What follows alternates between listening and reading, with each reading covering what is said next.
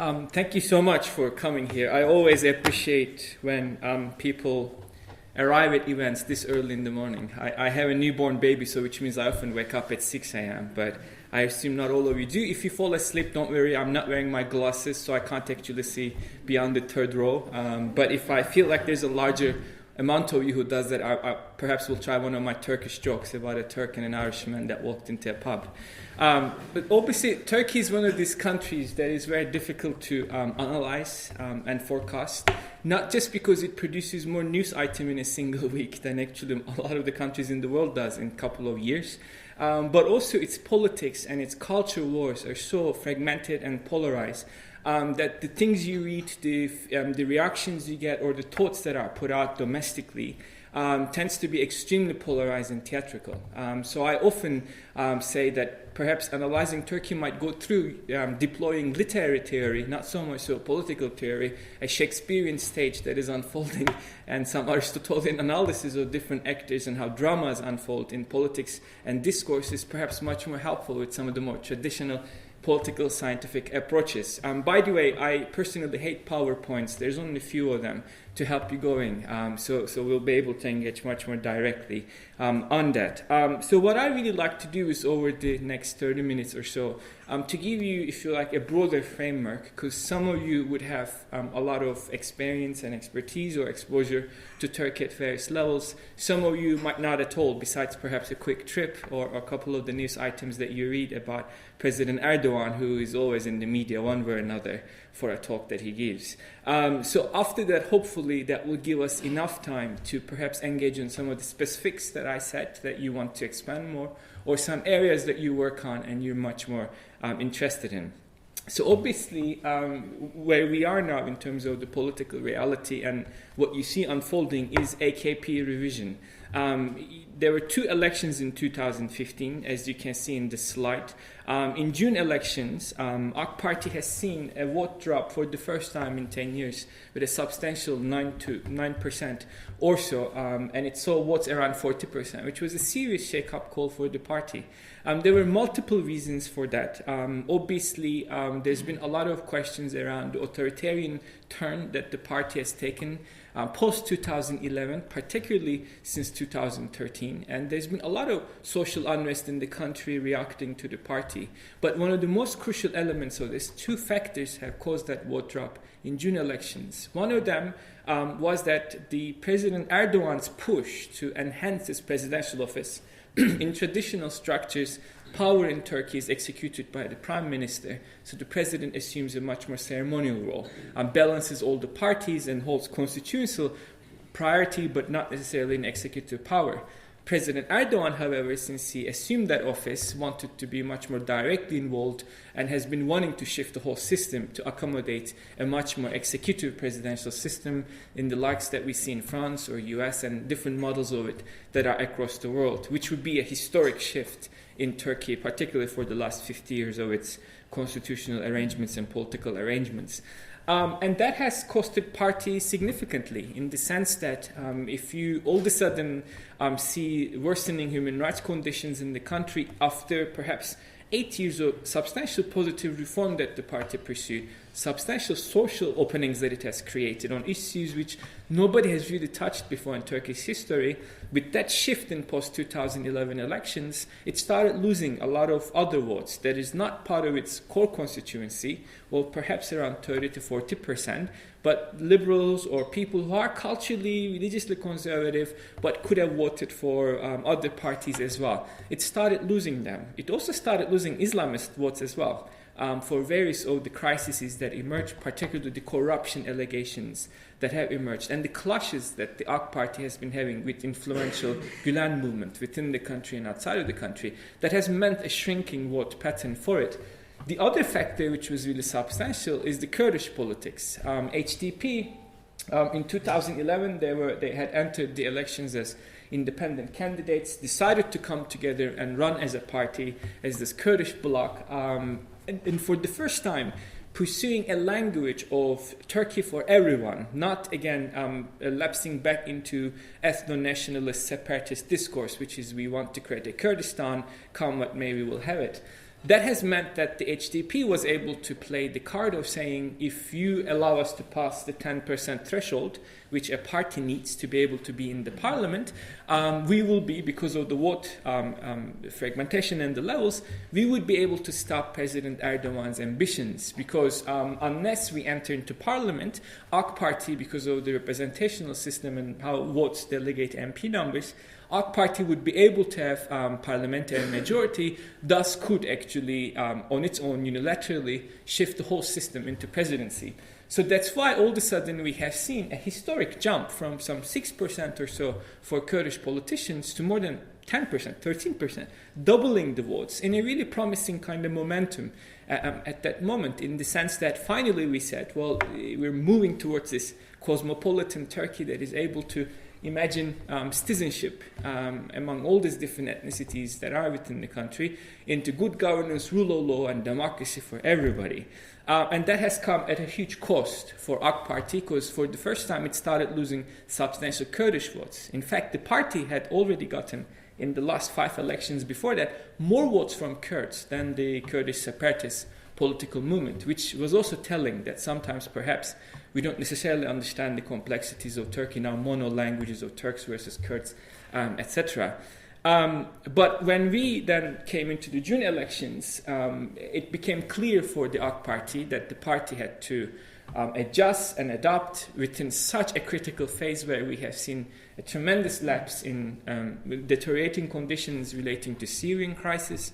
We have seen at that stage more than 2.5 million Syrians entering into country, and the public increasingly saying enough, really. That's right after all the tensions with Russia and etc. And Turkey feeling completely isolated at least international media level and public diplomacy level, not necessarily at the more nitty-gritty realistic international relations level. However, fallout with, we'll talk more in foreign policy, fallout with key countries has come really costly. But come November 2015, you see actually AK Party again jumping back substantially in votes. And within such a short amount of time, it really beggars belief that the party was able to do that. And the key element of that is the lapse in peace talks with PKK. It had already shown danger signs as early as 2014.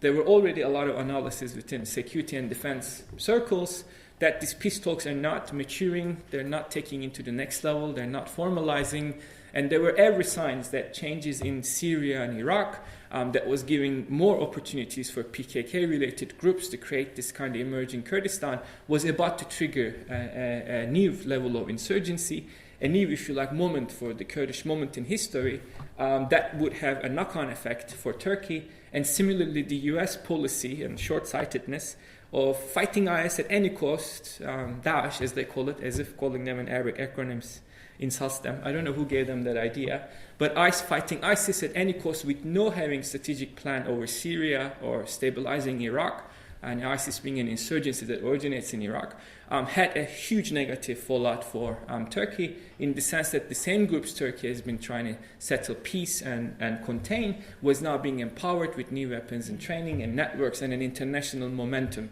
that have triggered an insurgency over the summer. In April, PKK's imprisoned leader Öcalan have called for a conference to declare ceasefire for good, and said this is not the time anymore for weapons, which then PKK's commanders in northern Iraq had refused.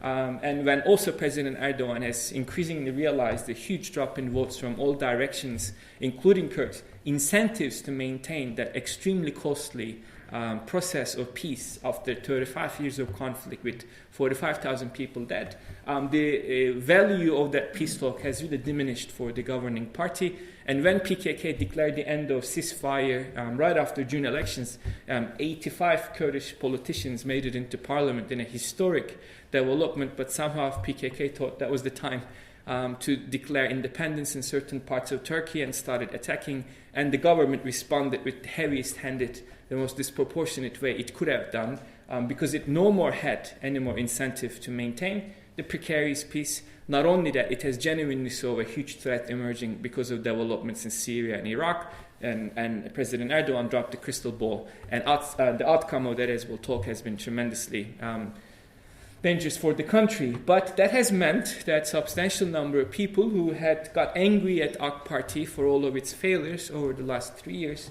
have increasingly turned away and re-voted for the party, increasing the party to 49. Again, it comes back to a very important aspect of politics as we know it. Beyond the discourse, beyond partisanship, for the common voter, what matters is economy, what matters is stability. And in fact, all the studies have shown 80% of Turks have continually said their number one priority is economy, not Islam versus secularism. So Turkey has actual problems, and Turkey has imagined problems. An imagined problem being this tension between religion and politics, but actual problems being issues such as the Kurdish insurgencies.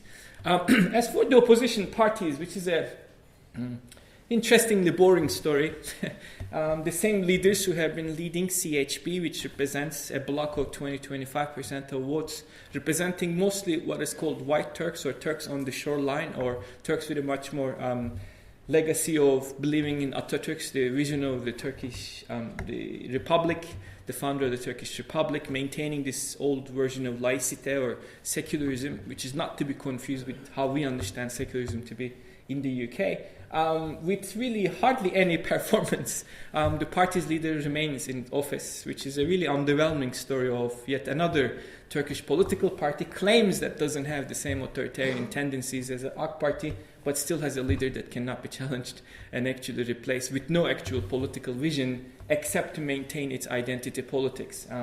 MHP, which is the most important party to watch at this stage, Turkish nationalists rarely get international media attention, but if you look at their vote patterns, and again how they increased in June versus how they dropped following a fierce summer of violence, what happens to the leader of MHP, who again in a really good old Turkish fashion cannot let the seat go after really not having any major electoral success for a very long time, is going to be the decisive factor of all of AK Party's ambitions from now on. Because if the MHP's leader changes and there are 3 contenders, the party would see again a surge beyond their votes at this stage, which will limit the numbers of MPs that AK Party have.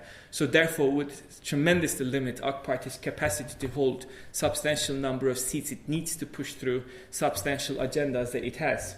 And so the 3 leaders who are challenged, 3 figures in the party who are challenging MHP's leader, has taken them to the Constitutional Court to be able to enable an extraordinary meeting of the party. I think yesterday there was a final court decision that they'll be allowed to hold an extraordinary party conference and basically hold elections to be able to kick out the party's leader. If that happens, a lot of balances for AK Party will change in the near future. If that does not happen, we will see more vote loss from MHP. Even if those people create a new nationalist party, it will be highly likely for them to pass the 10% threshold, so therefore pose any risk to AK Party besides fragmenting nationalist votes, which are good for AK Party.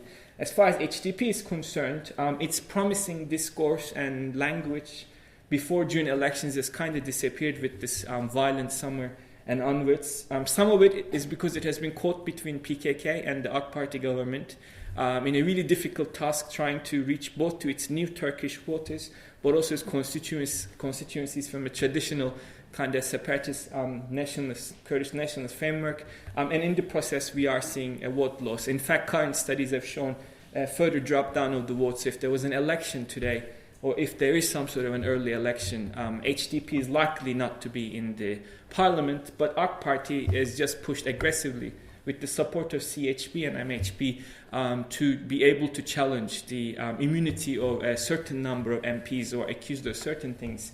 And sadly, that will be primarily used against HDP MPs who have done, some of them would have been taken to court in the UK as well. However, given where things are within this precarious position, denying Kurdish politics that opening and this guarantee will only enable PKK to push its narrative more that is the solution for Kurds, not regular politics in the parliament. So that decision by AK Party and other parties to lift immunities for MPs is going to be extremely damaging in the long run for Turkey, for all that are involved. So what are the main domestic challenges? Obviously, the first one that comes is basically security. Turkey faces a complex security operational theater, the primary one being PKK related groups and PKK and all of its acronyms. Recently, a minister from a country told me that he's got a list of papers on his desk with some 15 different acronyms, but actually it all comes down to one single acronym, and we're still wondering how many more acronyms PKK can create within the 27-word alphabet. But all of the umbrella organizations pose a serious security threat for Turkey, with some, I think, 475 security personnel have been killed in IED attacks or direct attacks since the lapse in peace over the summer. Turkish military has claimed at different stages last couple of weeks, estimating somewhere from 4,500 to 7,000 Kurdish militants that have been killed in Turkey and Iraq and Syria, which is a tremendously high number, so I'm not sure. That would mean almost half, if not more, of PKK's fighting capacities, but at the same time that might also mean vulnerabilities that it increases. In other words, we have a whole new generation that is now being radicalized in seeing militancy as the way forward, rather than the parliament, which clearly is denying Kurdish MPs the freedom to do politics at that mainstream level. The other groups which are really important, obviously ISIS and ISIS-related groups. Turkey does not have a tradition of producing jihadis fighting in other theaters. Very few here and there in Bosnia and Afghanistan we have seen over the years. But the Syria crisis has meant a conflict in its borders, and there is, for the first time, a renewed process of radicalization in Turkey and increasing Salafism, which was really rare. The rate of Turks that demanded Sharia laws in the country were around 27% 11 years ago. Last year, the same studies have shown a drop down to 10%.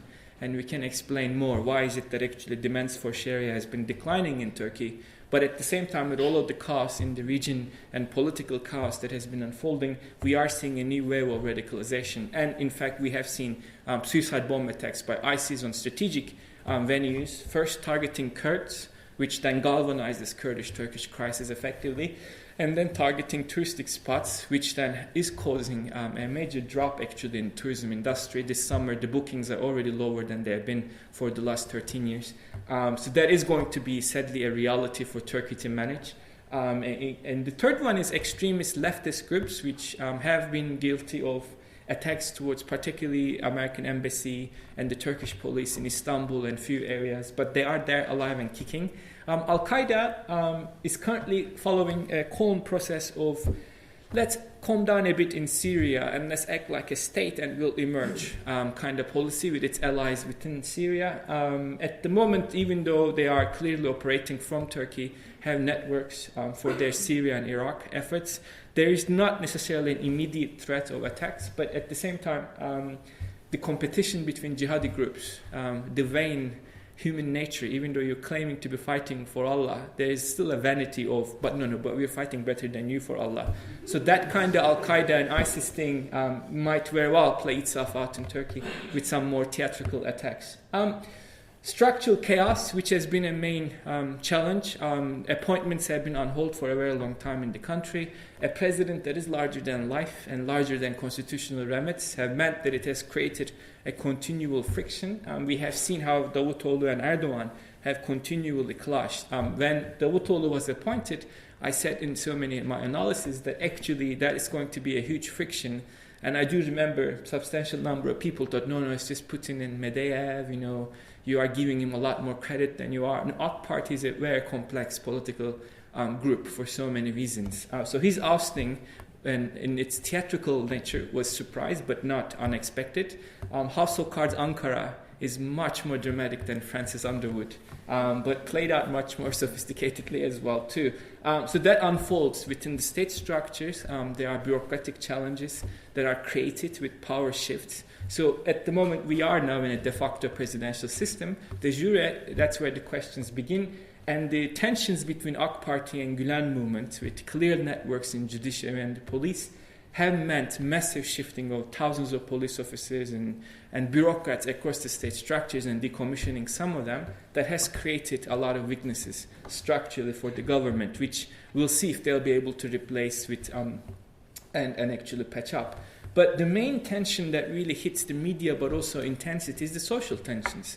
A lot of the social tensions that you see in Turkey at this stage are 100 years old. between Turks versus Kurds, between secular Turks versus religiously conservative Turks. And there is something boring about politics. And this is the man who's got a PhD on political science, which is very universal in the sense that politicians will always seek to connect and disconnect social fault lines, and they will always create friends and enemies and patch those boundaries according to their interests in a given time. And I think the EU exit or remaining campaign has demonstrated how idiotic it can get universally, even in a mature democracy like United Kingdom. But the impact of it on the average citizen is really fierce. The social polarization is real. For example, you can't really in Turkey talk about the things that are unfolding in Turkey without taking a clear side. So you really will have to say Erdogan is the Hitler, or you have to say Erdogan is the Messiah, he's saving Turkey, this is the best Turk ever after Atatürk. So there's not much space left. So sadly, it's suffocating. And government pressure on the media has meant that new ideas, new thoughts, and new perspectives and reports are not emerging, and injunctions to stop reporting on some of the security issues and the violence that has been happening in Southeast has had a tremendous respect of a lot of misinformation and anger and frustration building up. And those are very dangerous in the long run. Vote-wise, as you can see, the voting patterns follow those cultural groupings that tends to be really rigid. CHP gets 20-25% no matter what it does or it doesn't, which is a very comfortable retirement plan. So they know they will always be there, a payment they will get. But at the same time, obviously, the fierceness of emotional side of those are very dangerous for Turkey because it shapes politics, it shapes political decisions and discourses.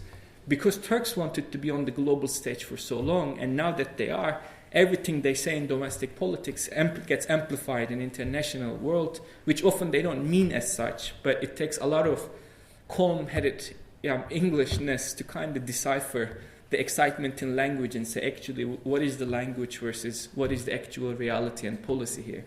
So there's something to watch out for. And refugees. Refugees are going to be an increasing problem and a challenge. I think at the moment it's 3 million, and only around 250,000 of them are in refugee camps, which are brilliant. And Turkey has done a phenomenally good job in so many levels in hosting that many people. The current EU deal between Turkey and EU is more about stopping refugees from reaching to EU than actually any long-term solution to how we handle this crisis. So that's why it's a political crisis, not a refugee crisis. So there's really no imagination beyond, here there's some money we might give you, just keep them, and maybe visa-free travel, which won't happen. So that's going to be a huge cost for Turkey. There is a huge awareness among Syrians that this might very well be their home from now on. And having spent almost $11 billion on Syrians, Turkey is realizing more and more social cost of it. And for example, there's an electrics company in Istanbul that is now training staff in Arabic to be able to serve their customers in Arabic, which is a really telling kind of shift in Turkey, that there's a recognition that there's a huge Arabic population in the country which will alter demographics. It's not all bad news. Refugees are not all bad news. I mean, refugees bring funds with them and entrepreneurship, and in fact, they have been primary reason why some of the customer products have dropped in price, and they had positive economic contributions to Turkey too. But unless the government develops a much more long-term policy and awareness of their presence in the country, that is going to be a huge social, political, as well as economic tension. CHP's leader had promised that if he was to win elections, he would send all of the Syrians away. These are our secular, modern, liberal politicians. And when he was challenged that he simply cannot send people back to war, he said, no, what I mean is first I'll bring peace to Middle East and then send them away. So that policy is really exciting. So we're waiting for that. Obviously, economy, just briefly, till yesterday, the question was about what will happen to Mehmet Şimşek and few others people that we knew within the economy as the whole cabinet is shifted with a new prime minister, etc. Thankfully, he kept his job, and thankfully, people that we know with a much more traditional, orthodox, and genuine economic understanding are in the place, which again demonstrates that AK Party, with all of its theatrical discourses, it's still a very pragmatic party in the end of the day. And the changes within central bank was also a concern, and because he's a younger man with a much more less experience than the previous one, who's been much more neutral. There has been that, but if you look at the analysis of Turkish economy in 2015, including all these crises that I counted, which would have brought a regular country on its knees economically, the economy grew by 4%, and actually the resilience that it has demonstrated in 2015 has been rather promising, in the sense that if you can survive this year with 2 elections, with ISIS bombs exploding, with an increasing insurgency, you can survive some other challenges on your horizon. And what are those challenges? Obviously, there's always the current account deficit question. The oil prices and the currency rates have kind of created the illusion that it's shrinking, but in actual terms, it's not necessarily. But obviously, there is the question about savings, both at the personal level and crucial sectors in insurance. Smaller insurance companies have always said that question of whether their savings are enough, whether they will merge with larger ones eventually, or what that might mean for economy.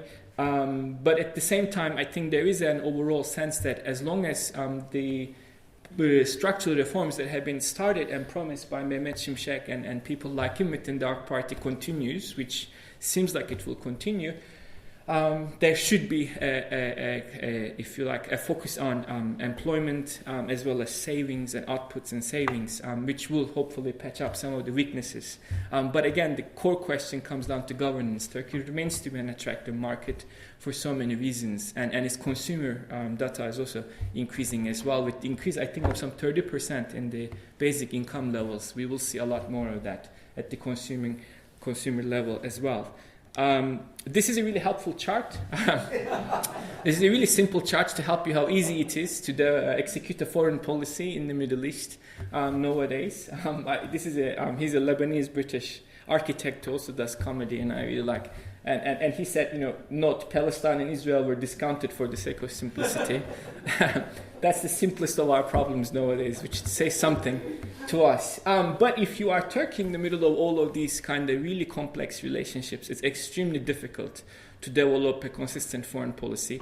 From 2002 to 2010 or so, Turkish foreign policy was really exciting for various reasons. It wanted an independent geopolitical actor that normalizes all of its relationships in the region, becomes a neutral energy hub, anchors itself in EU and NATO Western alliance, but also with other alliances and partnership. So, and it was a really exciting project, or if you like, this conservative religious government that is now also accommodating global trade and economy more than any other government has done, including so many key agreements they signed in the region and internationally.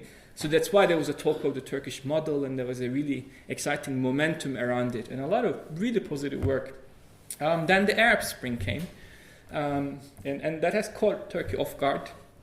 It has also caught a lot of Arab countries off guard, so we can't necessarily blame Turks for not seeing it. The initial phase of Arab Spring, Turkey had followed a cautious line. It didn't want to be involved in Libya. It didn't want to say something on Egypt, and it didn't really want to say something on Syria, etc. Increasingly, it found itself shifting gears. In the second phase, it said, well, it will seek to promote democracy. So it started speaking really outspokenly against President Mubarak, that he needs to stand down. In Syria, it had followed a really cautious line the first year of thinking that its soft power might very well work with the Assad family. I think Davutoğlu has done some 36 trips or so to Syria, trying to get this kind of political solution and reform.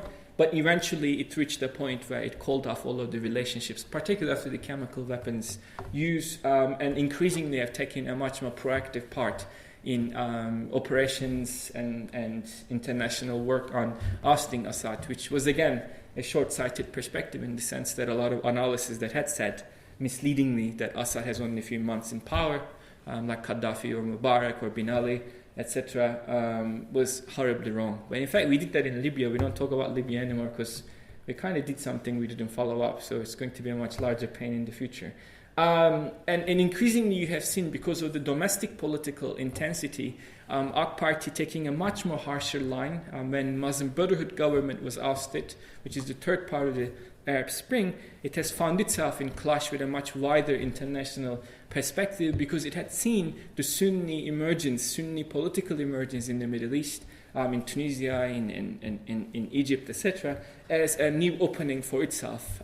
Till that moment, it didn't follow that kind of limited religious identity politics. It had really good relations with Iran. It had really good relations with everybody. Now, all of a sudden, increasingly, it found itself in this emerging Sunni bloc that had Muslim Brotherhood and others part of it. Because it had fell off with Israel, etc., it had come to be a really costly dynamic because it found itself blocked into a particular geopolitical box. And because of Turkish domestic politics, when Morsi was ousted, etc., it had no option but to react harshly and strongly, which losing Egypt had also a huge negative impact on various aspects of Turkish foreign policy. Meanwhile, Cyprus issue hasn't resolved. There's always this momentum of excitement, yay, whoa, hey, and we're still there. And other countries that it had sought to normalize with Armenia, etc., hadn't bore any fruit, and increasingly because of human rights concerns in the country and fierce international media pressure and reluctance to join the initial phase of anti-ISIS campaigns, which was right, by the way, not to get carried away with a very limited focus that US had on that particular moment. It had found itself in a hugely tight box, suffered a lot for it and paid a huge cost for it too. But I don't envy them. I mean, the theater of developing a foreign policy in the middle of all of this is a fierce challenge. But we'll talk more about what the future might mean in a few slides.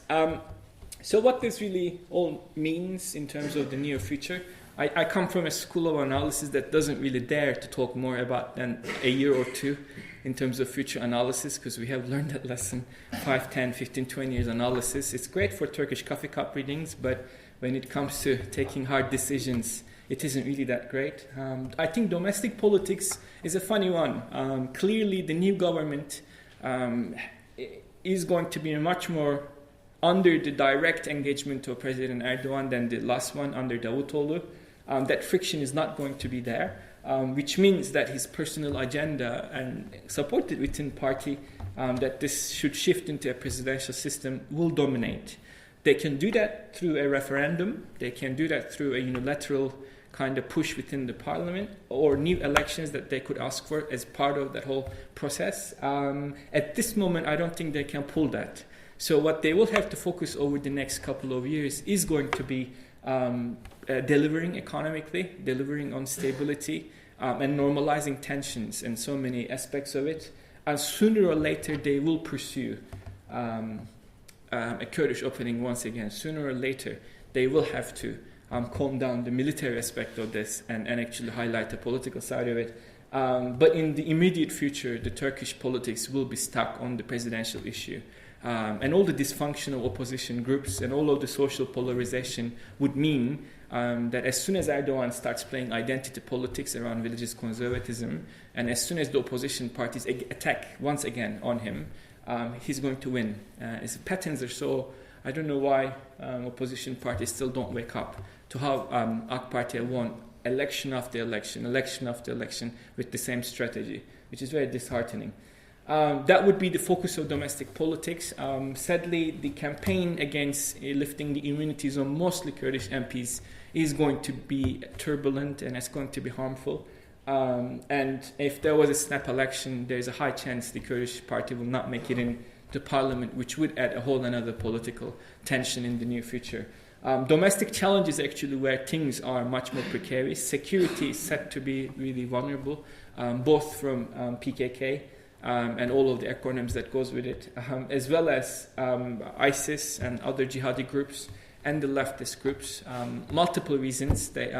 Those groups often thrive in this kind of political chaos moments, and because there is such a fierce pressure on media and fierce, if you like, intimidation of people with different ideas and different politics, it really contributes to radicalization in the country rather than providing a stability. So while promising stability and providing heavy-handed security response, AK Party is also weakening Turkish security. It's that good old security dilemma perspective. So sometimes your policies make you more insecure than actually secure. So you have to find a complex metrics to be able to hold that in tight process. Obviously, economically, again, as I hinted, the new government is set to be much more orthodox in its policies. It's set to pursue structural reforms, and that would be increasing employment, increasing savings, both at the personal level, and also addressing the account deficit, and some of the trade balances that are clearly there. So they do want to increase the productivity across sectors. How they will be able to achieve that is going to be interesting to observe, but I think they would be able to progress to the right direction. The signs are yesterday and today have been positive. There are few advisors around Erdogan who are surreal. They fit into magical realism category in literature, and I was really excited not to see any of them any near to any substantial post. So their place will be more domestic politics, but the economic cadres are sensible. So hopefully that will steer through a turbulent global climate around emerging markets and currencies ahead. But social tensions will be intense. So there is no end to this deep polarization and anger. It has become a really angry country, actually. It's really not fun anymore to be there. Even though I go 2-3 times, it's really not fun. For that very reason of multiple reasons of lack of Turkish tradition of democracy, lack of Turkish tradition of respecting one another if you have a different view or a perception, and lack of Turkish tradition of convincing you to think like me rather than attacking you or declaring you an enemy or an immoral person or etc.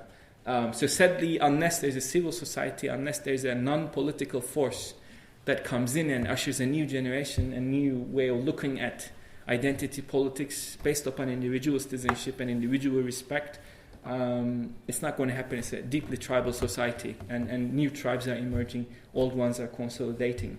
And structurally, I think now that Erdogan feels much more at peace in terms of its hold on power, I think over the next 2-3 years it will address a lot of this structural chaos across the government structure. So we do anticipate bureaucracy to perform much more smoothly from now on, because now that those main blocks are in place. However, there is still that question of what an executive president means and how that might unfold within this reality. So unless they find ways of enshrining it and providing channels for it, it will be a structural challenge. Foreign policy, the new government has hinted yesterday, the new prime minister said, we want more friends now and less enemies. So if we take that statement to be, and he called the Syrian war a meaningless war unfolding, which is a really interesting turn in language. If he meant it as a policy rather than as a personal kind of first speech and he got excited and said something that the party doesn't share, that's a positive turn, because Turkish Syria policy has to be more about national interest from now on and much more about disengagement rather than actually the engagement that it found itself in. But EU is the kind of wild card. Obviously, there is an awareness in EU, surprisingly, that they might actually need Turkey to address a lot of the issues they face in the neighborhood. But there's still not a united understanding of what that relationship would mean within Europe. And once you don't have that, it sends completely mixed signals to Turks. So if you want Turks to bite a huge challenge and pay a big bill because of EU's interests and focuses, you need to be able to provide the carrot, which is not there. So everybody knows in Ankara and Brussels that the EU membership is not possible in the immediate future or near future.